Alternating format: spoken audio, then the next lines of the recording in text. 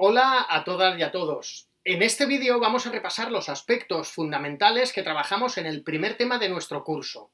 En este primer tema, que hemos llamado No te enredes con las redes, empezamos a reflexionar acerca de la integración de las TIC en el aula y lo hacemos dividiéndolo en tres grandes bloques. Comenzamos hablando de las competencias clave y de la competencia digital entre ellas. Después hablamos de la identidad que reflejamos en las redes, tanto nosotros, los docentes, como el propio alumnado. Y cerramos el tema con un repaso a los principales riesgos a los que nos enfrentamos si no hacemos un uso responsable de las redes sociales. El aprendizaje en pleno siglo XXI no se debe basar en una mera transmisión de contenidos. Hoy, cuando cobra especial importancia el aprendizaje continuo y a lo largo de la vida, se hace necesario saber qué hacer con esos contenidos. Ahí en los contenidos del tema tenéis alguna definición del término competencia, pero en el fondo este término se refiere a la integración de un conocimiento, de unas habilidades y de unas actitudes. Lo importante, por tanto, no es tanto el contenido, sino saber qué hacer con esos contenidos. La Unión Europea y otros organismos supranacionales como la OCDE instan a nuestras leyes educativas a que incluyan referencias a las competencias clave, que son las que se le deben exigir a cualquier ciudadano para desarrollarse plenamente, y por tanto los docentes las tenemos que desarrollar especialmente. Estas son 8 competencias clave o 7, entre las cuales está la competencia digital. Más o menos todos tenemos claro cómo desarrollamos otras competencias, como la competencia matemática o la competencia lingüística, por ejemplo. Si alguien, aunque sea de matemáticas, corrige faltas de ortografía, está fomentando así la competencia lingüística.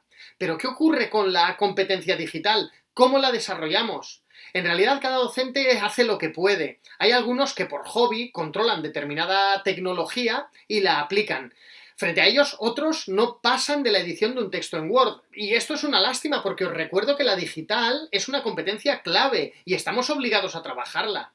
Bueno, en realidad, cursos como este en el que nos encontramos nos deben ayudar a desarrollarla. Espero que os podamos ayudar a mejorar. En el apartado para saber más de este tema 1 tenéis un enlace a un borrador de un texto en donde se ofrece un marco común de competencia digital docente que viene a organizar en áreas el desarrollo de nuestras propias competencias digitales. Si os fijáis en ese marco común, una de las áreas es la comunicación y dentro de esta hay una subárea que es la gestión de la identidad digital. Por tanto, ¿por qué debemos trabajar la identidad digital? Bueno, en primer lugar porque es una parte de una competencia clave y estas, ya lo hemos dicho, las tenemos que trabajar los docentes. Pero aparte, la corta experiencia que tenemos con redes sociales nos dice que nuestro alumnado, y ojo, algún adulto también, no hace una gestión responsable de su imagen que proyecta en las redes. Esto, por un lado, puede provocar problemas graves. Y por otro lado, es una pena porque perdemos la oportunidad de utilizar una herramienta muy potente para el futuro del alumnado. Una identidad adecuada puede reportar muchos beneficios en el futuro. En el texto con los contenidos de este tema 1 tenéis un amplio repaso de qué supone la identidad digital. Primero nos centramos en el concepto de identidad, que es algo que todos queremos tener con una dimensión personal, es decir, cada identidad es única, pero también tiene una dimensión colectiva. Todos deseamos tener una identidad para ser aceptados por el grupo. Bueno, pues hoy Internet actualiza ese concepto de identidad gracias a la gran cantidad de datos que arrojamos a la red. Y todos esos datos que la red toma de nosotros van dejando rastro. A partir de esos datos, Internet puede definir de una manera fiel cuál es nuestra identidad, mucho más fiel que cualquier otro medio. Si buscamos información de un libro, si hacemos una compra en Internet, si publicamos un comentario en Facebook, si escribimos un blog, si nos etiquetan en una foto, todo eso deja rastro y va definiendo nuestra identidad. Parte de esos datos los ofrecemos de forma pública, otros deseamos dejarlos ocultos. Incluso hay datos que ni nosotros mismos sabemos que estamos lanzando a las redes, pero igualmente dejan rastro. Para explicar los diferentes tipos de datos yo suelo utilizar la matriz de la ventana de Johari, que suele usarse para determinar el grado de comunicación de una persona dentro de un colectivo.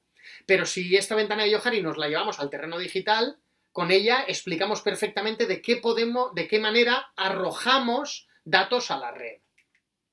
En los contenidos proponemos diferentes razones por las que consideramos que es positiva la gestión adecuada de la identidad digital. Uso de las redes, sí, pero fomentemos la presencia en ella de manera controlada, con control. ¿Por qué? Pues en realidad es mejor que en las redes se diga lo que tú quieres que lo digan los demás, sin control.